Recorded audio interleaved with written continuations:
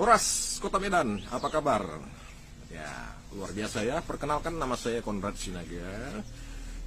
Saya mendengarkan hari terakhir ini ada konflik di Percut Setuan di Pajak Gambir. Ada seorang perempuan penjual sayur bernama Gea, Ibu Gea, itu berkonflik dengan Bapak bermarga Ginting. Kalau nggak salah saya ya, yang mohon maaf masalah marga. Dan kemudian saya mau mengajak setiap pihak, kedua belah pihak, dan pihak ketiga juga, termasuk polisi, termasuk aparat pemerintahan, termasuk Bro Bobi Nasution ya, sama-sama anak Medan kita Bro Bobi ya. Menurut saya ini cuma Bro Bobi yang bisa menyelesaikan masalah ini secara holistik. Saya percaya Bro Bobi bisa menyelesaikan ini secara holistik. Tidak perlu ke Pak Jokowi, nggak perlu seperti itu. Biarkan saya bercerita lebih banyak lagi. Si laki-laki ini mengatakan, kamu lagi dasar nias. Orang nias kok seperti itu marahnya. Artinya apa? Artinya kemarahan dia itu bukan hanya waktu itu saja. Seperti itu. Kemarahan itu sudah sejak lama dari masa lalu. Mari kita pelajari tentang konflik antara suku bangsa Nias dengan suku yang lain, etnis lain di Kota Medan, di Sumatera Utara seperti itu. Dulu ada di Tanah Karo, seorang Nias, anak muda itu sudah dianggap saudara atau apa, atau karyawan seperti itu, dan terpelihara di sana, kemudian membunuh satu rumah, itu Marga Sembiring. Itu pastinya Marga Sembiring, dan mungkin ada banyak lagi cerita seperti itu.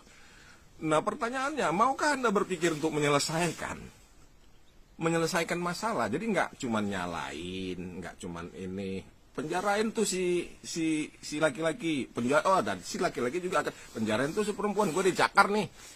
Seperti itu. Tentu bukan ke situ arah pembicaranya. Saya mau mengajak untuk kepada penyelesaian. Saya mau memberikan solusi kepada Anda, dan saya yakin, menurut saya, hanya Bro Bobi Nasution yang bisa menyelesaikan masalah ini.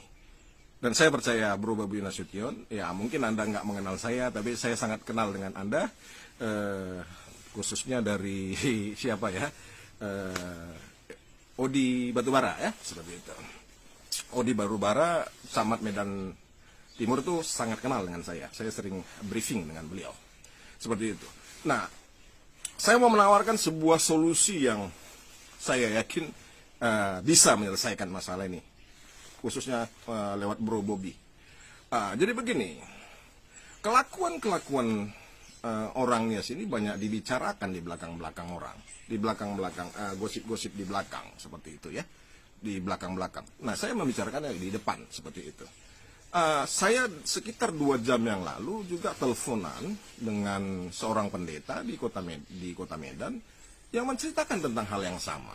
Saya bilang memang budaya Nias ini juga sangat rentan terhadap masuknya intervensi iblis ya, termasuk tari perang. Dia menari aja udah ada perang gitu. Apalagi yang lain gitu. Menari itu kan harusnya indah ya, asik begitu ya, menikmati. Ini tari perang seperti itu satu. Yang kedua, ibu itu menceritakan ke saya ternyata di Nias itu masih berlaku hukum yang menghormati orang tua, yang memberikan kepada orang tua yang terbesar. Ketika anak laki-laki menikah, istrinya perawannya harus dikasih sama bapaknya. Itu mengerikan. Jadi saya mengajak untuk HIMNI untuk juga menyelesaikan masalah ini ya, secara holistik. Nah, khususnya untuk menyelesaikan masalah ini, saya ingin ceritakan tentang pengalaman saya dengan orang Nias juga. Saya Konrad Sinaga, 2014 yang silam, itu saya adalah wakil ketua Banteng Muda Indonesia BMI, Ranting Medan Selayang. Dengan ketua saya adalah Yamitema Tirtajaya Lauli. Dia sebagai ketua PAC Medan Selayang, dan saya sebagai satu-satunya wakil ketua dari antara 12 wakil ketua, saya satu-satunya yang aktif, dan saya mengeluarkan uang untuk operasional organisasi. Saya pergi mensukseskan Jokowi ke rapat rapat mensukseskan Jokowi pertama tahun 2014 ke asrama haji, itu saya nyetir, mobil saya mobil tua seperti itu dan sebagainya. Dan kemudian saya mengajak, saya nggak mau uang orang seperti itu. Saya orangnya pekerja keras. Saya mengajak Yamite Malauli untuk mengerjakan proyek di Taman Setiabudi Indah, Perumahan Taman Setiabudi Indah. Ada kenalan di situ ketua. Oh, si Odi Batubara bang. Odi itu teman saya, ponaan Pak Yopi.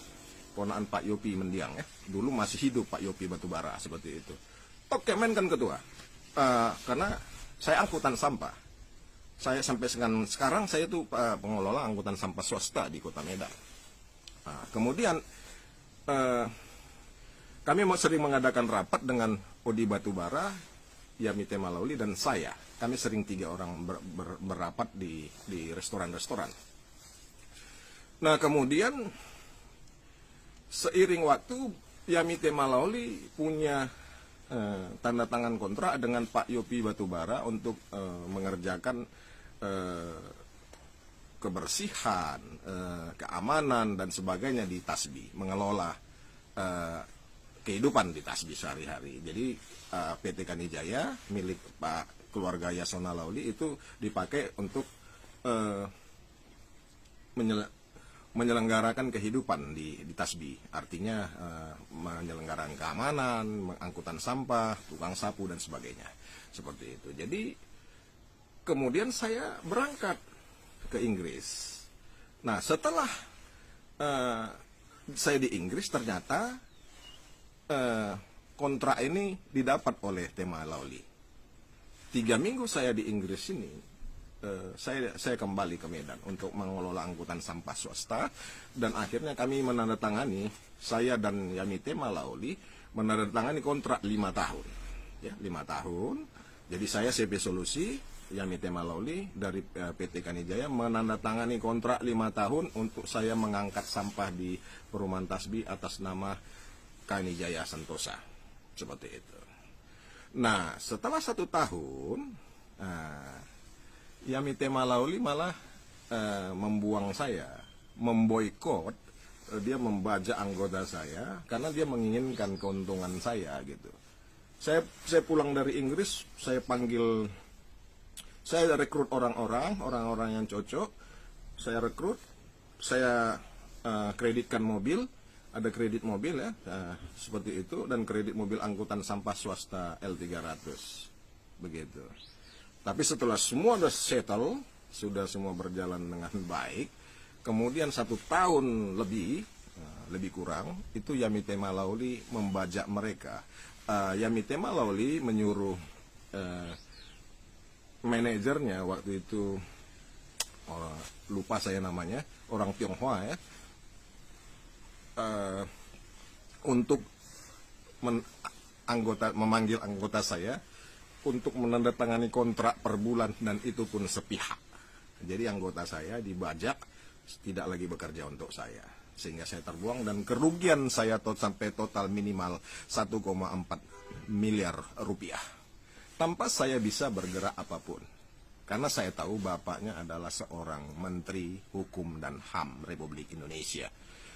Dan juga saya selain nggak punya kekuatan kuasa, saya juga nggak punya uang untuk punya waktu juga untuk dan saya juga tidak mengerti untuk menuntut beliau seperti itu. Jadi saya hanya berharap pada Tuhan, dan kemudian saya mencoba kepada hukum sosial, saya mencoba ke Yasona Loli, Bapak Yasona Loli, saya tulis di Facebooknya untuk membicarakan kerugian saya, tapi malah Yasona Loli marah-marah ke saya, seperti itu ya, marah-marah ke saya, dan kemudian malah Yamite Malauli melaporkan saya ke unit cybercrime Polda Metro Jaya, dan polisi datang ke Kota Medan untuk menjemput saya, padahal saya ada di Inggris. Seperti itu, mereka punya kuasa seperti itu. Nah, jadi bagaimana hubungannya dengan solusi kasus pajak Gambir? Seperti ini Pak Bobi Nasution. Untuk ini harus dilakukan win-win solution. Pak Bobi Nasution bisa mengatakan kepada Yamite Malauli untuk berdamai dengan saya. Berdamai dengan saya, menyelesaikan permasalahan dengan saya, membayar ganti untung dengan saya. Karena saya dengar juga pihak Ibu Nur Halimah itu sudah mencoba untuk berdamai dengan Ibu Gea, tapi Ibu Gea minta 100 juta. Perdamaian 100 juta ya kalau nggak salah, seperti itu. Nah 100 juta itu saya bisa bayar supaya selesai masalah seperti itu. Dan saya akan membuat rekonsiliasi yang besar-besaran. Saya bisa kita bisa bikin pesta seperti itu, rekonsiliasi dalam hal ini.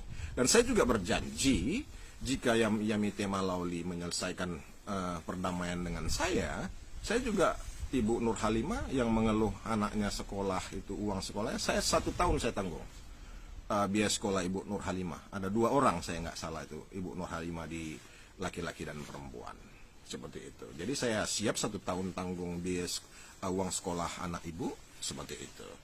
Nah jadi keputusan di tangan Bro Bobi Nasution, karena saya tahu Bro Bobi Nasution itu pendukungnya salah satu adalah Tema Lauli, Yamite Malauli seperti itu. Dan tentu Pak Bobi Nasution juga itu harusnya bergerak menyelesaikan ini, jangan sampai nanti citranya buruk karena pendukungnya adalah orang-orang yang berkelakuan buruk dinilai di mata masyarakat.